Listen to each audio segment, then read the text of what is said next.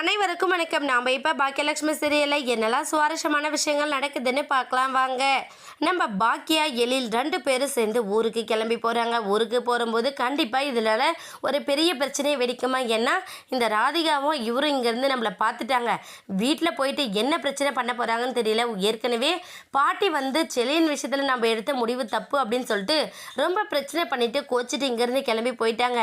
இப்போ நம்ம வந்த இடத்துல நம்ம ஒரு பிரச்சனையில் மாட்டிக்கிட்டோம் அப்படிங்கிற விஷயத்தை கேள்விப்பட்டாங்கன்னா கண்டிப்பாக ரொம்ப கோவப்படுவாங்க. இது எப்படி ஹேண்டில் பண்ண போகிறோமோ தெரியல. ஒரு பக்கம் அமிர்தாவும் செல்வி அக்காவும் போயிருந்தாலும் அவங்கள கண்டிப்பாக பாட்டி நோண்டி நோண்டி கேள்வி கேட்பாங்க. அவ இஷ்டத்துக்கு பண்ணிக்கிட்டு இருக்கான்னு ஏற்கனவே பாட்டி ரொம்ப கோவத்தில் இருக்காங்க. இப்போ இவங்க போய் ஏதாச்சும் உளறி வைக்க போகிறாங்கம்மா அப்படின்னு சொல்லிட்டு நம்ம எழில் ரொம்ப வருத்தப்பட்டு சொல்கிறாங்க. உடனே பாக்கியா என்ன பண்ணுறாங்கன்னா, சரி விடு எழில், இவங்க எல்லாருக்கும் உண்மை தெரியாதுல்ல, நமக்கு மட்டும்தானே உண்மை தெரியும், அதனால் வரக்கூடிய பிரச்சனை நம்ம ஃபேஸ் பண்ணி தானே ஆகணும் அப்படிங்கிற மாதிரி நம்ம பாக்கியா எழில் கிட்ட சொல்கிறாங்க. இன்னொரு பக்கம் நம்ம கோபி ராதிகா 2 பேருமே பேசிட்டு போகிறாங்க.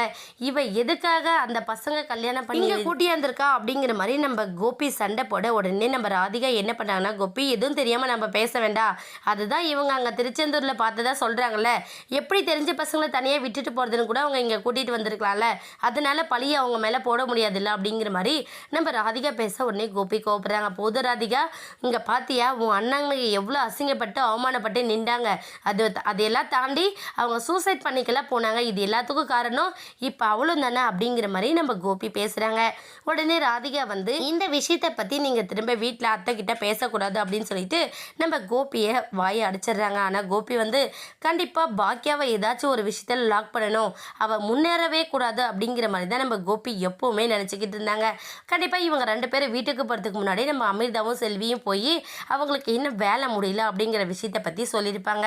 சொல்லிவிட்டு அவங்க வேலையை பார்க்க ஆரம்பிச்சிருப்பாங்க. அந்த டைமில் கோபி கோவத்தோடு போனதுமே நம்ம பாட்டி வந்து, வா கோபி என்னாச்சு, போன கல்யாணம் எல்லாம் நல்லபடியாக முடிஞ்சிச்சா அப்படிங்கிற மாதிரி கேட்க, உடனே நம்ம கோபி ராதிகா என்ன பண்ணுறாங்கன்னா, இல்லை நாங்கள் நினச்சி போன மாதிரி அந்த கல்யாணம் எதுவுமே நடக்கல அப்படின்னு சொல்கிறாங்க.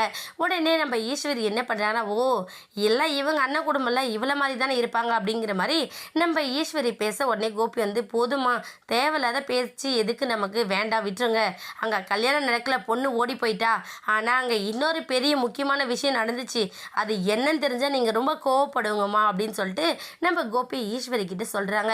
இதை கேட்டதுமே ஈஸ்வரி, என்னடா நீங்கள் போனீங்க கல்யாணத்துக்கு, அதனால் எனக்கு என்ன பிரச்சனை வரப்போகுது, ஏற்கனவே நம்ம வீட்டில் இருக்கிற பிரச்சனையை என்னால் சமாளிக்க முடியல, இதில் அவங்களோட பிரச்சனையெல்லாம் எங்கள் தலையில் ஏற்றுக்கிறது அப்படிங்கிற மாதிரி நம்ம ஈஸ்வரி சொல்லிக்கிட்டு இருக்காங்க.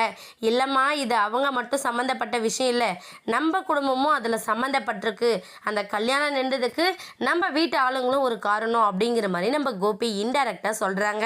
நம்ம ராதிகா ஒரு பக்கம் கோவப்பட்டாலும் இது என் அம்மாவுக்கு தெரிய வேண்டிய விஷயம் அப்படிங்கிற மாதிரி நம்ம கோபி என்ன பண்ணுறாங்கன்னா, அந்த கல்யாணம் நின்றதுக்கு காரணமே பாக்கியா தான் அப்படின்னு சொல்லிட்டு போட்டு உடச்சிடுறாங்க. இதையெல்லாம் பார்த்துக்கிட்டு இருக்கிற அமிர்தா ஒரு பக்கம் ரொம்ப ஷாக் ஆயிடுறாங்க.